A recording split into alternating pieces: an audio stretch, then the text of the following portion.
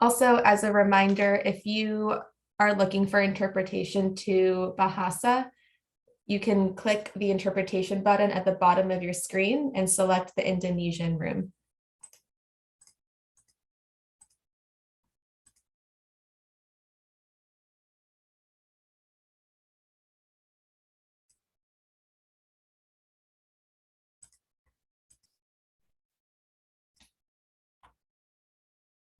Hello, everyone. For those joining, thank you for being here.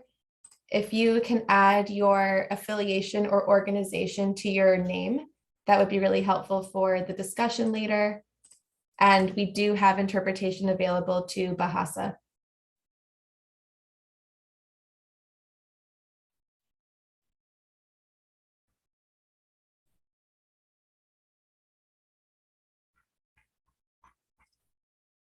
We'll get started in 1 more minute.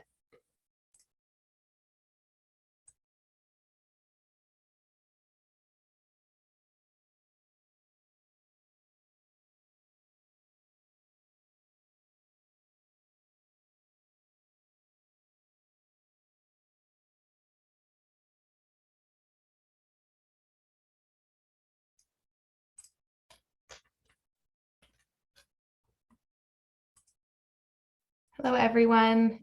Thank you for joining our TUMI eBus mission webinar series. This is just a reminder for our webinar team. If you could begin recording, that would be great.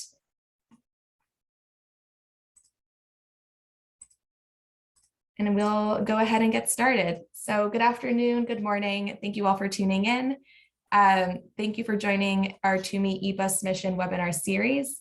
Today, we are presenting the root level total cost of ownership analysis framework tool with the International Council on Clean Transportation, ICCT, and UITP. We'll present an overview of the tool as well as case study findings from Bangalore, India, where the tool has been applied. Next slide, please.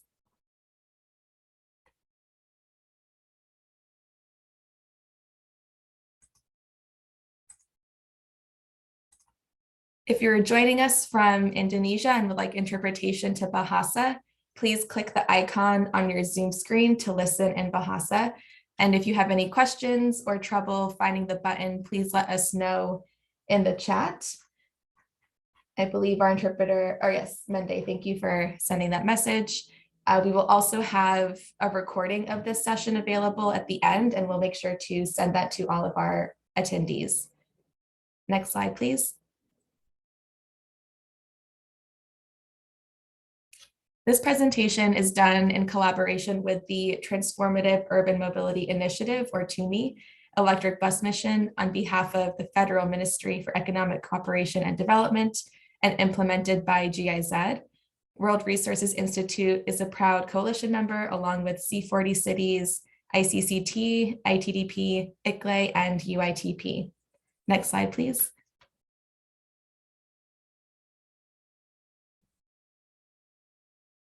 Today's webinar will be presented by Oscar Delgado, Latin America lead at ICCT, and Ravi Gadapalli, public transport consultant with UITP.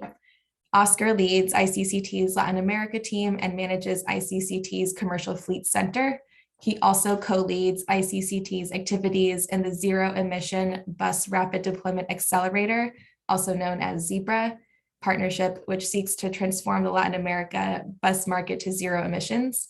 Oscar has 10 plus years of experience working in technology and policy topics around heavy duty vehicles and holds a PhD in mechanical engineering from West Virginia University, a Master of Science and Bachelor of Arts degrees in mechanical engineering from Universidad de los Andes in Colombia. Ravi is an independent public transport consultant based in Bangalore, India. He works on projects advancing bus systems, paratransit services, and electric mobility with the International Association of Public Transport, or UITP.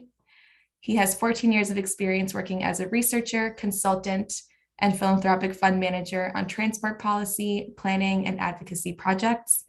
Ravi has completed his master's and PhD from IIT Delhi and his bachelor's in civil engineering from Andhra University. My name is Lydia Henderson, and I am a Global Electric Mobility Research Associate with the World Resources Institute. I support WRI global offices in the TUMI electric bus mission project in Latin America, Brazil, Africa, India, and Indonesia, and assist with WRI's electric mobility portfolio.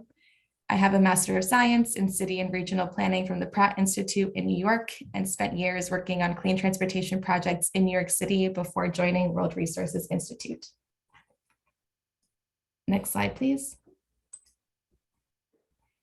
Today's agenda includes a brief overview of the TUMI eBus mission project, followed by a presentation from Oscar and case study findings from Ravi. And there will be time for Q&A at the end of the presentations.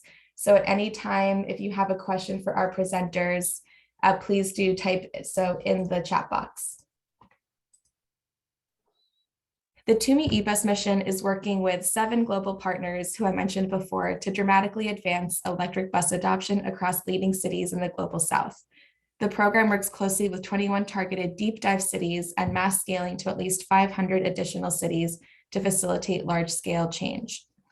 Global and local partnership provides participating cities with deep technical assistance to create localized momentum, driving national and sub-national activities to overcome eBus adoption barriers. These activities will facilitate the adoption of more than 100,000 electric buses by 2025, which will result in an estimated reduction of more than 15 megatons of carbon dioxide over the useful lives of the buses. The ecosystem platform developed by the TUMI eBus project will also be primed for future application to other types of transport electrification. Next slide, please.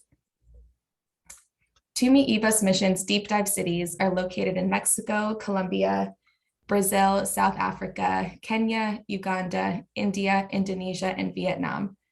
At the global level, the TUMI eBus mission requires a broad coalition of stakeholders to address the challenges in eBus adoption.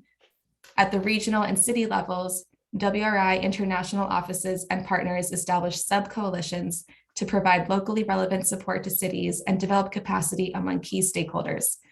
TUMI partners are currently developing tailored implementation work plans for each deep dive city. Next slide, please. The TUMI eBus mission city network, led by ICLE and UITP, is a learning network of cities committed to exploring and accelerating the transition toward electric bus fleets within public transport systems. Through the network, members benefit from shared knowledge and resources relating to the transition toward electric bus fleets, including exclusive trainings, peer-to-peer exchange, and more. To learn more about how to participate in the city network, if you are an interested city, please do let us know in the chat or contact us after the event, and we would love to get in touch with you. Next slide, please. This is a map of our current city network. You can see many of the regions are similar to our deep dive city network. And again, if you are interested in learning more about either the deep dive or city network program, we look forward to beginning or continuing work with you. Next slide, please. This session is the first in a technical assistance webinar series. We hope you enjoy the following content and hearing from our speakers. And the series is designed for our deep dive city stakeholders, as well as our city network and the larger global electric bus network to receive direct tool trainings for electric bus planning, as well as speak directly to the TUMI coalition partners and fellow stakeholders. So everyone on this session has a chance to interact with each other.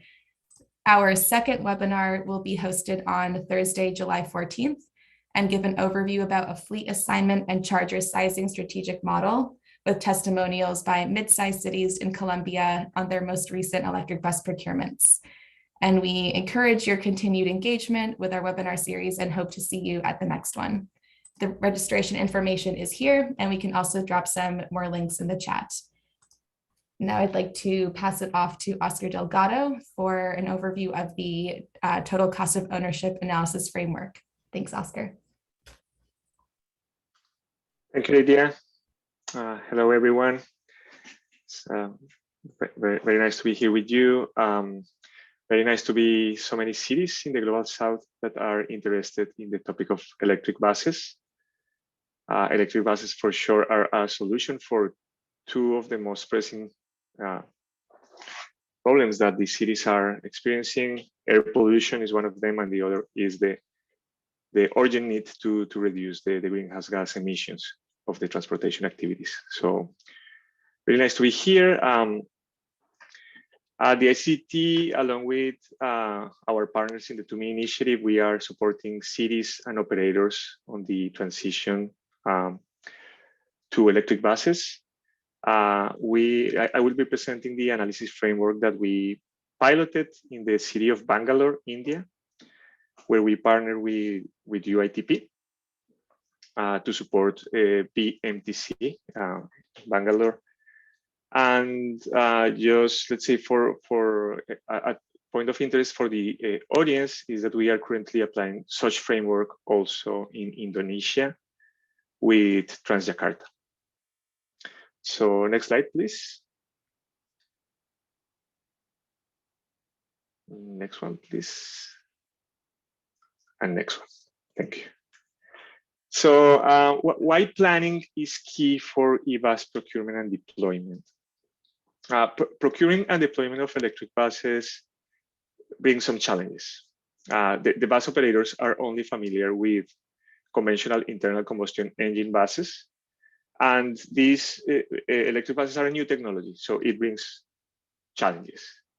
Some of them are technical, such as the range limitations of battery electric buses, and the need to build or to have adequate charging infrastructure. The challenges are not only technical, there are also operational challenges. You need to train your staff.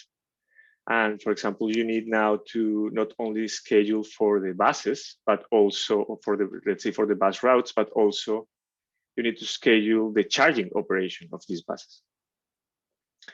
And once you settle down all the technical and operational, let's say, issues, there are also economic challenges. These buses are, let's say, are cost effective. We are seeing that the TCO is lower because the operational costs are lower. But in any case, the capital expenditures are high, are large, and this represents risk, some risks that need to be managed. So strategic planning becomes essential to manage these risks.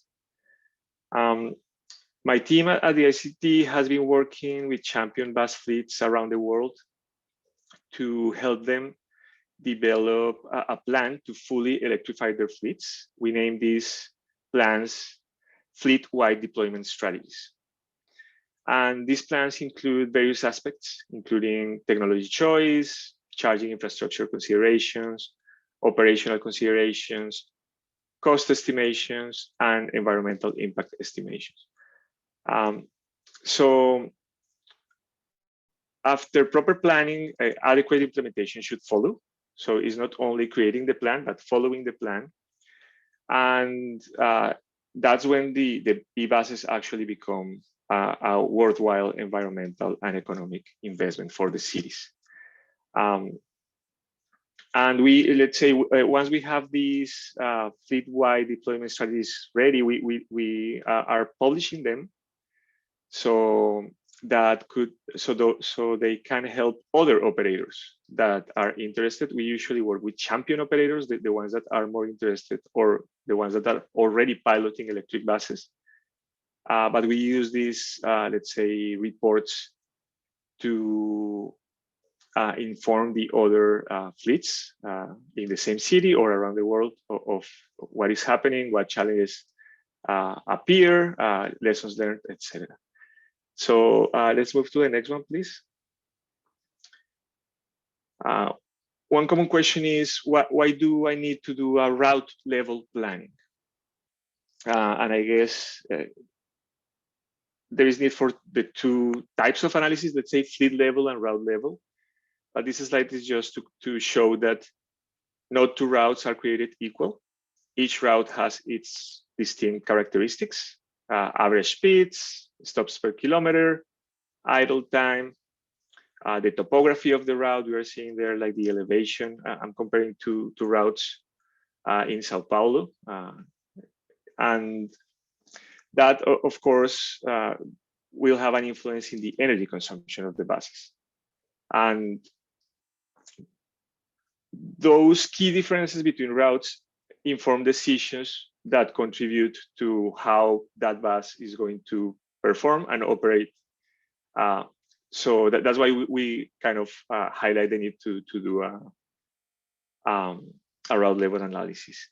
For example, in this case, the energy consumption differences between the two routes is not that large. Maybe I didn't pick the best example, it's about 10%. But that could inform the charging strategy and, let's say, optimal battery sizing, etc. Next slide, please. So I'm going to spend a few minutes here in this modeling framework that we are describing here. Of course, we created this modeling framework to support these fleet-wide deployment strategies that I referred previously.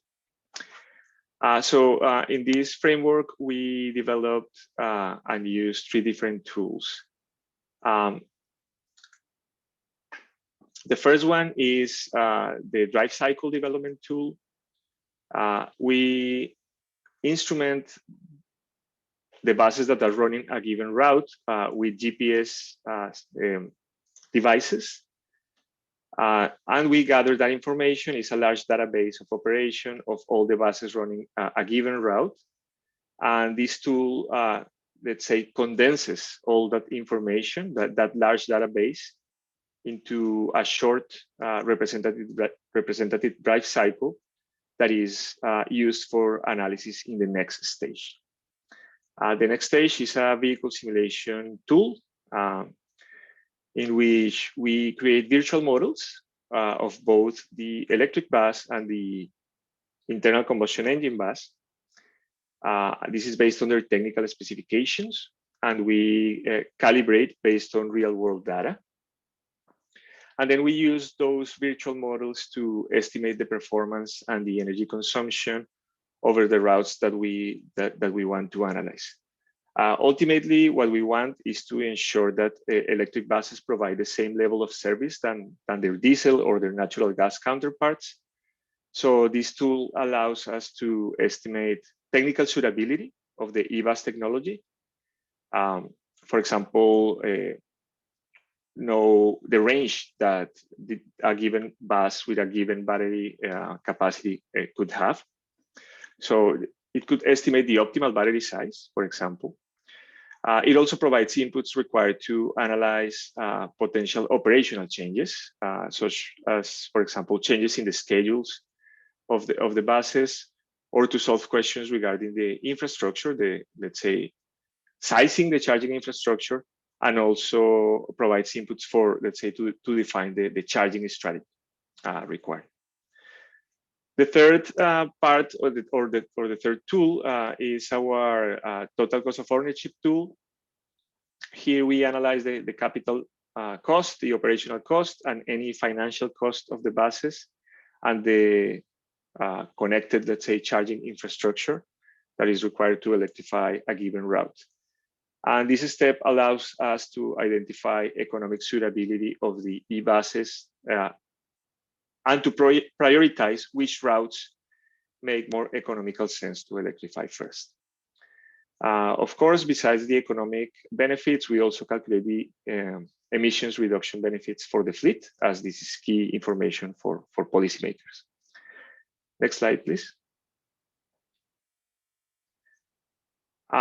We also have this program or this initiative, the ICCT, the ERPM, we named it, Electric Vehicle Real-World Performance Monitoring.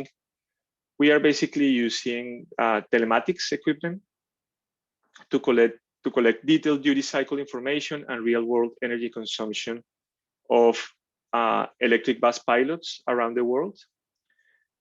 We have instrumented so far vehicles in Mexico City, in Brazil, in Bogota, and we are starting in Jakarta.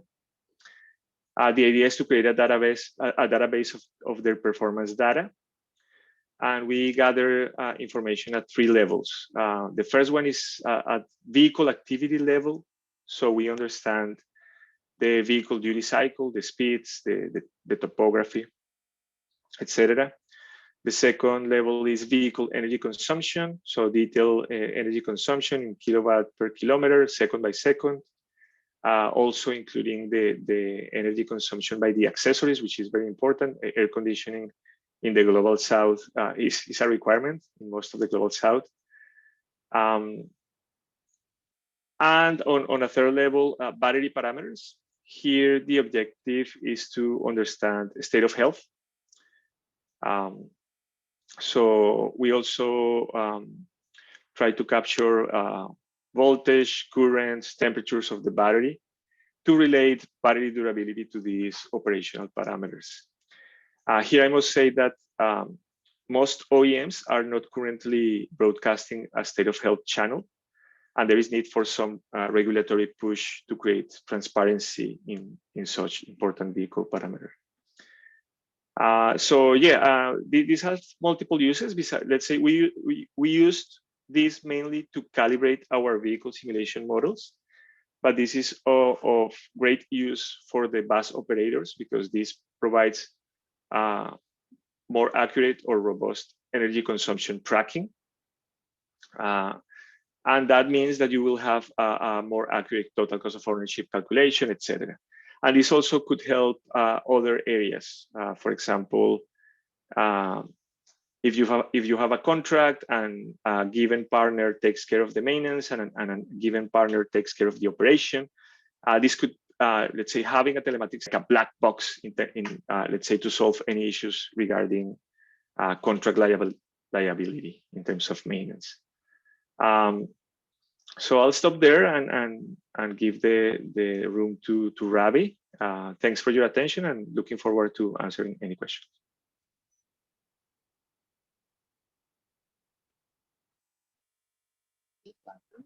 Oh yeah. Saya belajar. Arahan. Yeah. Thank you, Oscar. Hello, everyone. My name is Ravi from UITP. I'm based in Bangalore, and we have been actively working with BMTC, the bus operator in Bangalore, to implement some of the ideas that Oscar just explained. So I'd like to acknowledge my colleague Divyanka, who also worked with me on the presentation. So going forward, like Oscar mentioned, analyzing route level performance is quite important for electric buses. So all these years for diesel or CNG buses, operations planning is just something you do after procuring the buses, and that's quite flexible once the buses are on the road. But with electric buses, it is important to have a clear route plan even before procurement. We have seen it from Indian cities that when we analyze the past 36 tenders that India has seen, we see that operations planning related aspects are coming out to be some of the most important factors while determining the number of bids the request for proposal would get, and also the quoted cost per kilometer by the operators. So what we have seen is that there are a lot of variables here. I just highlighted the planning related ones.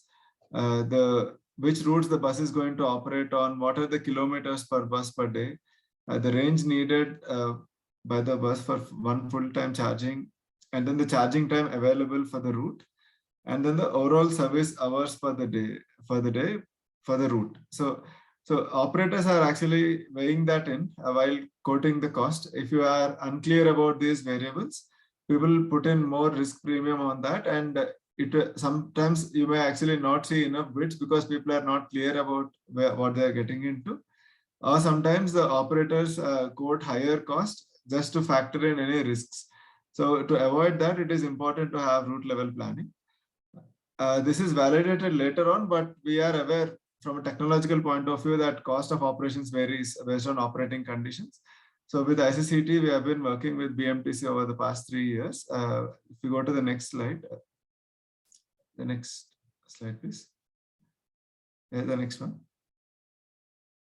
Yeah, so BMTC is quite a large operation. It has more than 6,600 buses operating out of 45 depots and 2,000 plus routes. So BMTC could have gone in several directions while planning their initial set of electric bus procurement. So that's where we worked with them to identify a strategy, which we made that into a framework for others to use maybe later on. If you go to the next slide, yeah, this is just that we have all partnered with BMTC. The next slide, please. Yeah, what we saw is that while planning for electric buses, there are several factors that need to be taken care of. On one hand, when you get the vehicle specification, there is a certain battery size and a given range. But that actually, when it translates to on-ground performance, there are several other factors that lead to the actual performance. Things like the reserve state of charge you need to maintain to be safe for the depot bus to come back to the depot. Then based on the passenger load, the energy efficiency of the bus varies. And because of air conditioning, it can vary further. And then the battery degradation over time as well. So because of all these factors, the actual range versus the originally certified range will be different. And these will also be different based on the route characteristics like the speed of the route, altitude, elevation, all of that. So it's not, sometimes it may not be equivalent to a diesel or a CNG bus performance. So this is generally quantified in terms of replacement ratio. So on how many electric buses do you need to replace an equivalent number of diesel buses on the route? So if you go to the next slide, we have tried to simulate 29 routes in BMTC to look at this replacement ratio factor using the method that Oscar was explaining on using their tools. 29 routes which cover the majority of BMTC operations and the key corridors have been selected, and what we saw is that the replacement ratio can vary from 0.6, 0.7, which means you can actually, anything less than 1 means that you can, one electric bus can replace one diesel bus without any additional requirements. But if it is more than 1, you need more buses to cater to the same operations. That is because electric buses have a range limitation that the battery can only last for so many kilometers.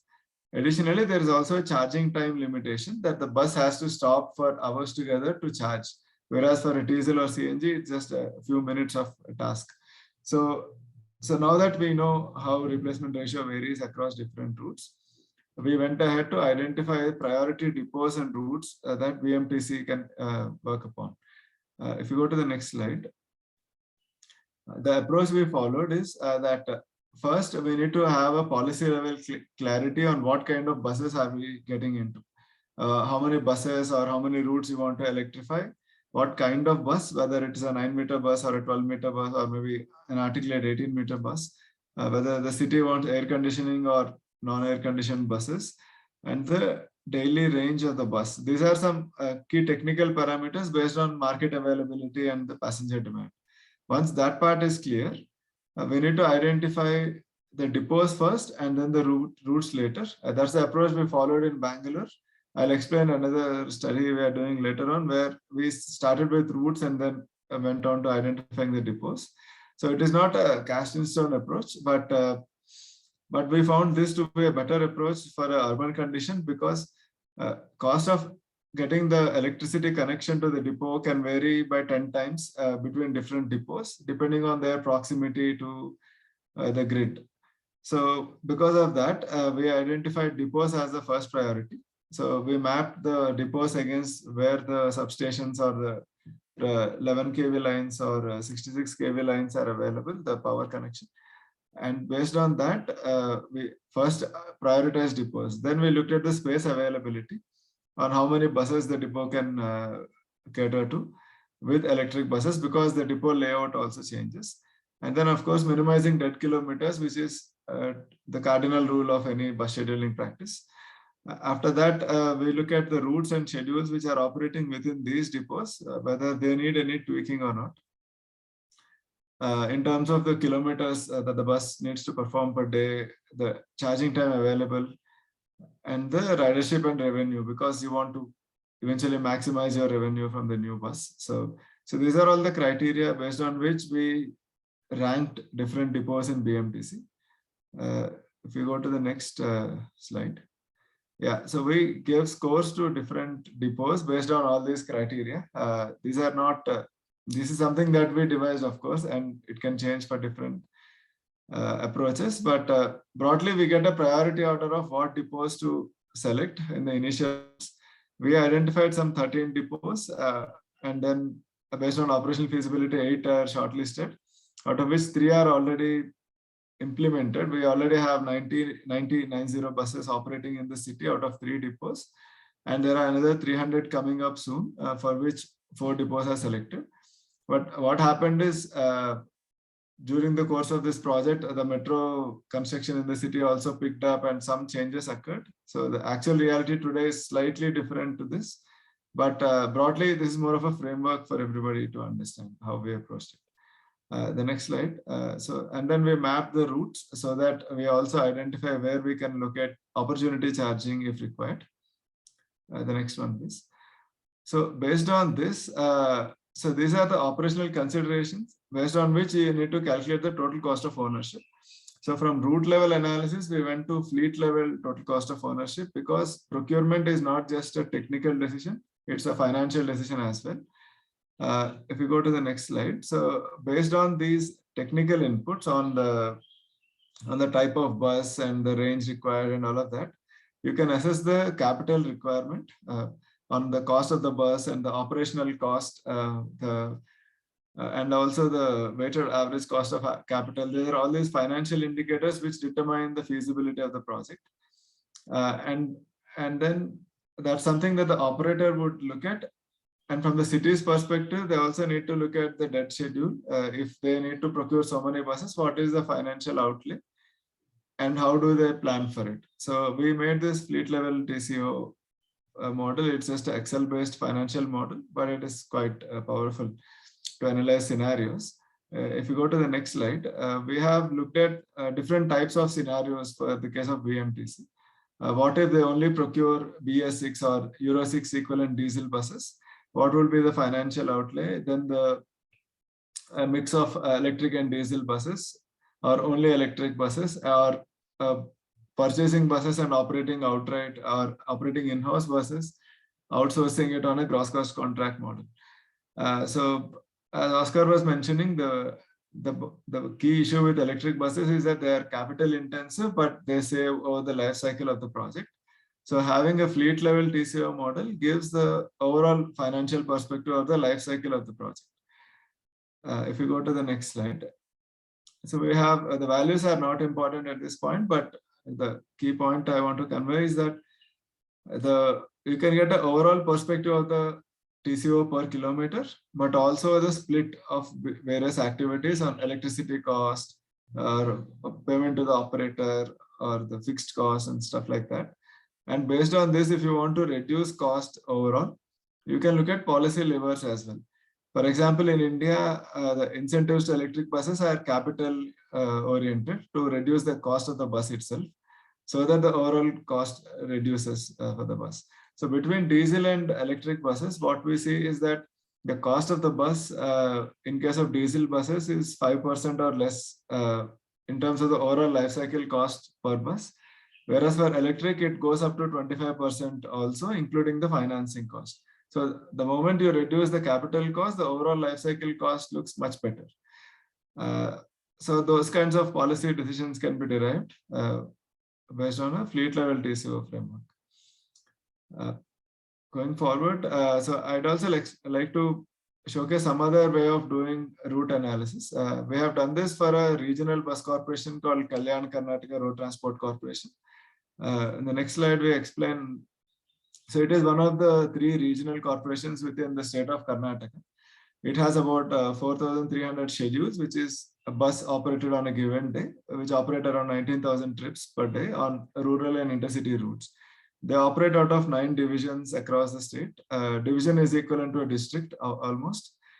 So what we did is that we looked at the overall service schedule across the corporation to identify the top 20 origin and destination points. So like I said, electric buses are capital intensive, both from the bus cost perspective and also from the infrastructure cost, the power connection to the depot. So once you identify the top 20 high frequency locations, you can choose how to electrify those locations. So with that approach, if you can go forward, what we did was that the data practices are not very technically savvy, I would say. So they just have all the origin destination points in Excel format, based on which we used mapping APIs, Google Maps, but there are similar APIs are available in other platforms as well. So where you can use the location to identify or map the latitude, longitude, and the path the route traverses through. So like that, we have taken all the routes from different divisions and mapped them to identify the nodes which are high frequency nodes, and also the corridors where several routes operate or where they're overlapping. So because of this analysis, we now identify what are the high potential nodes to start the electric bus operations, put charging infrastructure. And also we know the corridors where you can put opportunity charging if required. So in BMTC's case, we saw that we first selected depots and then routes. Here we have looked at routes and then selected depots. So the point I want to make is that there's no fixed rule. It's just you need to analyze both ways and be flexible about it at this point. So then this is at the procurement stage, but post procurement also there is significant scope for optimizing cost of electric bus provision. That's where scheduling comes in. This is still work in progress, but I'd still like to show the approach we are following to do this. What we're doing is, this is the standard distance time plot all of us get taught in college. So for a given route, each line here represents a bus and the time it spends throughout the day. So what we see is that buses start at different times of the day, they travel for some time, then they have a rest period between. Typically, buses operate in different shifts for the crew to change over. And of course, they stop overnight to park when nobody is using the bus. So we have tried to map what time of the day buses are stopping and at what location. So sometimes buses stop at the depot. Sometimes in case of BMTC, there are bus terminals nearby the depot. So if the bus is not scheduled for maintenance, the buses are parked in the terminal also. So we looked at this point, we are looking at route by route where exactly buses are stopping for what amount of time so that we can plan for the charging. If you go to the next slide. So for a given bus, how to plan for the charging. So we know what time of the day buses are static or stationary at a given point. And so we need to plan for charging at that time. And the remaining time, obviously the battery state of charge keeps dropping and you need to top it up again. If you go to the next slide. Yeah, so here, so based on bus and route level analysis, we can actually club it into location level analysis. So each of the points on the y-axis here is either a bus station, a terminal, or a depot. So at that location, we have a number of buses which are stationed at that location at a given point of time. On the x-axis, you will see the time of the day. You'll see that either early in the morning or late in the night, several buses are stationed at that location. The rest of the day buses are operating, obviously. So that's when you need to plan for the charging. And in the next slide, there are lots of sigmas and epsilons here, but what we try to do is that now that we know a current diesel bus schedule, and then we need to move to electric, and we also know what time the buses are available for charging. So based on that, we developed an optimization algorithm where you try to minimize the extra time required to complete the same number of trips. I mean, there's definitely extra time required because buses are getting charged through the day. But the whole optimization problem is how to minimize that. How do you get the number of buses and chargers to minimize your, again, replacement ratio or the total number of buses required for the same number of trips. If you go to the next slide. So again, here this is route number 401, for example. So we assume that suppose you get a 130 kilometer range bus. This is just an example. We also have 200, 300 kilometer range buses in India. But the more constrained the bus is, the better it is from the analytical point of view. So I've chosen that scenario here. So suppose the bus needs to perform some 200 kilometers during the day and you only have a given range of 130 kilometers. So how to optimize the number of buses so that you still perform as many trips as you can at a minimum charging time level. So based on the optimization algorithm, so we generate a timetable and then look at the charging time at which buses are coming for opportunity charging. So in a static scenario, we are seeing that without changing anything, for a route which has 15 buses today, we'll need to go to 22 buses to perform the same number of trips. and 10 of these buses need opportunity charging, not all at the same time, but maybe 6 at a given point of time. So you need to plan accordingly. But then if you change the schedule a little bit and allow for opportunity, in the next slide, we'll show that if you allow for opportunity charging after 4 hours and schedule accordingly, you only need 4 buses to be charging at a given point of time. So which can, based on which you can optimize the charging location or the number of chargers. And similarly, if you give it after 2 hours, in the next slide, we show that you need 5 chargers, but at a different time of the day. So I mean, not to complicate things too much, but the point is that with electric buses, there is significant scope for optimization, and very detailed operation analysis is needed to minimize the cost of operation. So there is cost of procurement, where you have high level route and depot selection aspects. And within each given route also, there are several things to play with. Yeah, if you can go to the next slide. Yeah, so broadly, the key points we try to cover are that, I mean, stating the obvious, TCO depends a lot on the operating conditions, if in case I haven't conveyed it until now. And so the depot and route selection are quite important. But going to how to do it, so we see that there are a lot of sophisticated tools and software also available to do this, which many of the developing country cities may not be able to afford as well. So we demonstrate here that even with static and basic data that every city manages on scheduled kilometers, actual kilometers, time available for charging, we can still do some level of analysis to identify a decent level of priority order of cost. But if you have, if you invest more on the analysis, like we saw for the KKRTC regional buses, using GIS and mapping tools, you can even get until the charging infrastructure planning level. And then the next level of optimization is the schedule optimization, where you need to have hardcore analytics and operations research people to optimize on the operational characteristics to minimize the operating cost. Beyond that, but I understand that this can't be done again and again for each and every city. So we need to develop low cost and scalable tools for developing countries on these topics. So that's an endeavor that we are working on, but looking forward to more collaborations on that with anybody interested here. Yeah, and that is the key part of my presentation. But I'd also, if you go next to the next slide. At UITP, we have been publishing whatever work we've been doing so far. So we invite you to search our website and make use of the available material. Also, as a part of the TUMI mission, UITP is one of the mentee partners. Like shown by Lydia earlier, there are a few deep dive cities and there are mentee cities where we are trying to organize a lot of training programs or peer-to-peer learning exchange programs. So, and the target is 100 cities and we are at around 20-25 cities. So the tent is big. So we invite you all to come in as bus operators, city authorities, to join in and advance the conversation on electric buses. Yeah, thank you.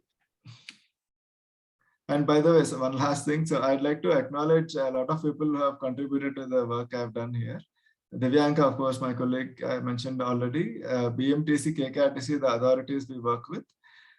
Tim Dalman from ICCT, of course, did all the simulations previously shown. Christy was an old colleague at UITP. Hemant and Siriam are analytics consultants who worked with us on some of the optimization and mapping work we have done.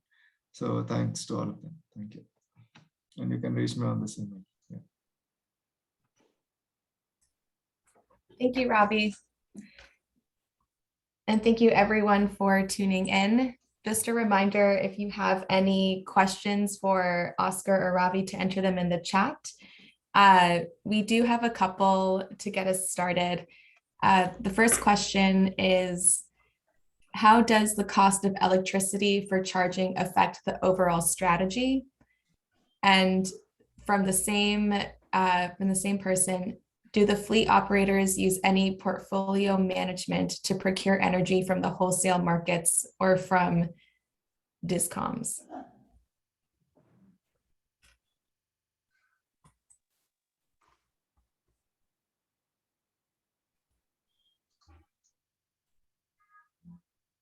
we can take a shot at it.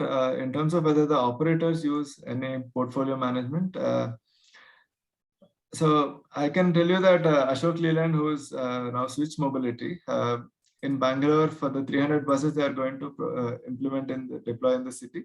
They have a separate solar plant which they have already set up or they have a tie-up with, which they are using to reduce their energy costs. So it is already happening that the operators are getting into these innovative energy partnerships to minimize the costs. So that's another thing. Actually, that's not the topic for today, but while procuring, if the energy is put onto the operator's responsibility, then they can innovate and come up with these innovative solutions.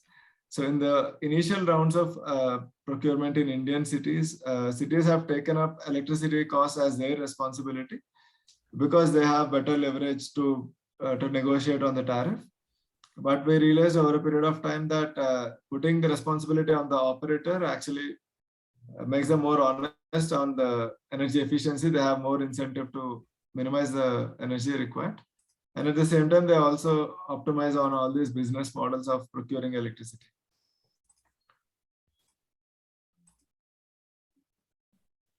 Great, thank you. The next question we had was, what will be the hardest part of an electric bus project, in your opinions? So Oscar, do you want to go for it, or will both? That's a good one, I guess. I guess there are many moving pieces. So I guess to get started is, let's say, how do I start if I don't have any of the pieces ready? So I guess when you're planning for these projects and you have moving pieces on the technology side, you have battery sizes to choose from number of charge. On the infrastructure side, you need the number of chargers, the power required. You need to check if the depot has access to that level of power that is required. Each and every choice that you take on the technology side has a repercussion on the cost side. So then you need to figure out how to pay for it and a business model that suits everyone. So I guess the most challenging part is that there are many moving pieces, and you need to engage with a lot of different stakeholders that sometimes are not used to talk with each other. Yeah, if I can add to that, I think the first change that is most difficult is the mindset change to actually move to a new technology, because there is a level of comfort with diesel or CNG buses which have always been operating, and people know the entire end-to-end of the project on how to procure, how to operate, how to schedule everything. So getting into a new bus technology in itself is a bit risky. So people don't want to get into a risky situation. But the whole challenge is to explain to people that it is not as risky anymore. It's not like, it's a proven technology now for a few years. And the second thing is the attribution of risks to different parties. As if you are contracting out either the operation or purchase or lease. So how to allocate different risks. There are technology risks and financial risks. So how to allocate risks so that a different part, it's a balanced allocation. That's a key challenge, I would say. Great, thank you. And I will say, if your city or agency is in these beginning stages of electric bus adoption or just more curious, we will share our contact information if you want to have a deeper conversation. Here's a little bit more of a technical question. What would be the typical capacity utilization that an electric bus charging operator achieves post the analytical models from the BMTC routes?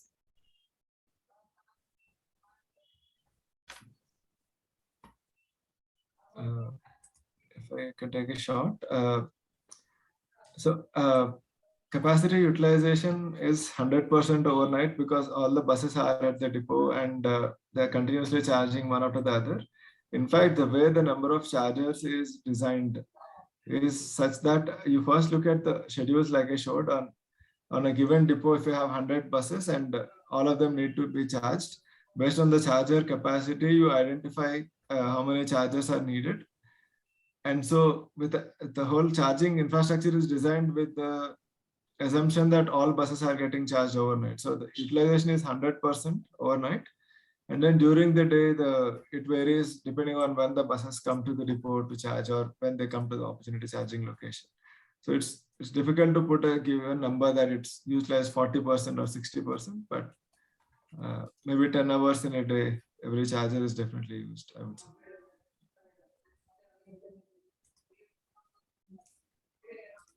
Great, thank you. Another subjective question. In your opinion, would you think that the technology for electric buses has matured, specifically in developing countries?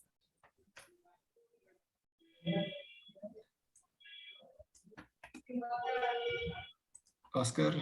Yeah, I would say the technology is ready. Technology is ready. The technology has been through iterations of design and enhancement and is ready, and we are seeing it deployed at scale in many cities. For example, in Latin America, we have Santiago, Chile, and Bogota, Colombia, which have more than let's say in Latin America we have more than 2,400 buses or something like that. So they have been deployed at scale. The technology is mature enough. If the question is related to local manufacturing, that's let's say most of the buses that we see are imported from Chinese manufacturers mostly. Local manufacturing in India, we know that is starting, is getting, let's say, is not at the level of maturity as, let's say, the Chinese manufacturers, but we expect that process is going to accelerate based on many incentives that the Indian government is providing. Yeah. Just to supplement, so there is capacity in the world in general. So in each and every country, you may not have equal manufacturing capability. So what India did was, in the initial years, we have this import tax on electric bus components, which was actually put quite low to encourage import so that we start up the whole process in India. But over the period of time, it is now increased several times so that there is more incentive for local manufacturing. So in a given country, if there is no current capacity, the way to go about it is to reduce import taxes and get the buses, and gradually as the capability improves, you encourage more local manufacturing. And in India, now there is,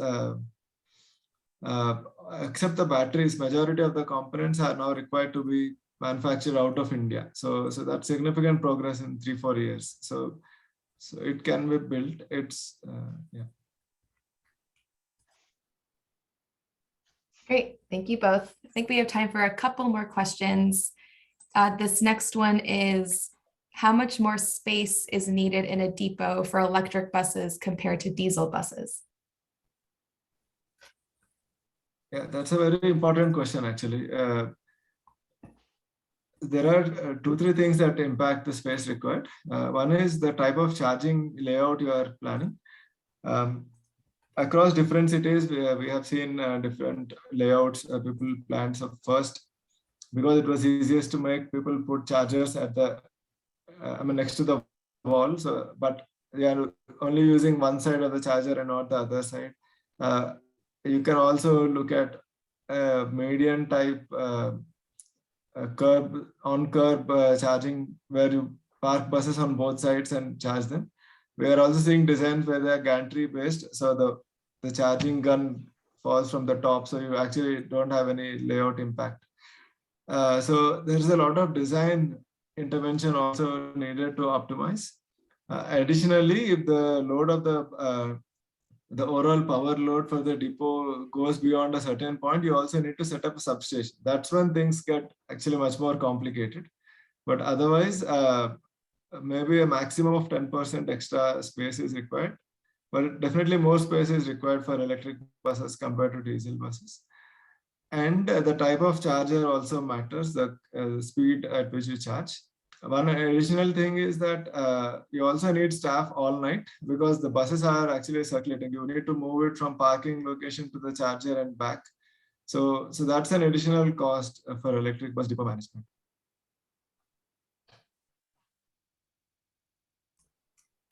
Thank you, Ravi.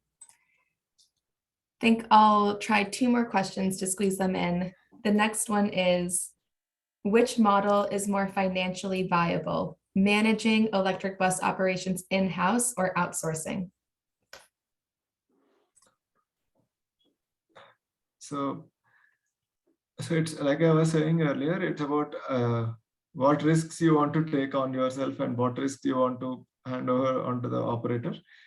Because the electric bus technology, even though it exists, there are things that can go wrong at a given point of time. The battery performance might drop down, or maybe the chargers won't work. We are still yet to reach maturity in India, at least.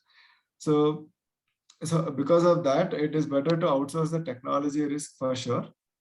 But whether you want to outsource the manpower for the operations also, it depends on the capability of the manpower and also cost of manpower. Typically, a government manpower sometimes may be more expensive. So cities are preferring to outsource manpower to private operators also, just to reduce cost. But in terms of maintenance itself, it's supposed to be less complicated compared to diesel buses because there are fewer components. So yeah, those are the decision-making points. Great, thank you. I think this will be our last question.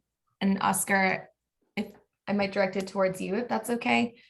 The question is, how scalable is this tool, and can it be applied in other contexts, for example, in other Southeast Asian countries? Well, that's a great question. Yeah, the tool, let's say, is fully ready to be used. The only need is the input data, and that is difficult sometimes to get in the level of detail that we need for the tool to run. So the input data that we would require for a given, let's say, bus operator to run this tool is GPS data of the current diesel buses that are running the routes, so we can analyze the let's say the specific routes in detail. The technical specifications of the buses, that's for the simulation part. We need to figure out which are the diesel buses that are on the fleet, and the electric buses that the fleet operator is aiming to procure. And for the total cost of ownership modeling, as Ravi showcased in his presentation, there are a lot of variables. So there is need for, let's say, a lot of back and forth with the operator to, let's say, to get accurate numbers for that total cost of ownership tool. So it's usable, definitely. And we identified the need for a public tool because this tool is, let's say, proprietary of the ICCT, if I can say this. So we are actually developing one, let's say, like a Python code that is going to be publicly available under the TUMI initiative. So and it's more easy to use, let's say. So it could be used as a support tool for fleet operators that are looking into transition towards electrification. And actually that tool is going to be part of this webinar series. Maybe it's like the 4th or the 5th in the table that Lydia showed. Great, thank you, Oscar. I think we can end right on time. Thank you again to everybody for joining. As a reminder, we will be sharing the recording and our contact information after the session. We would love to stay in touch about our future webinars as well. And thank you to Oscar and Ravi for the great presentation. Have a great rest of your day. Thank you all. Have a nice one. Thank you.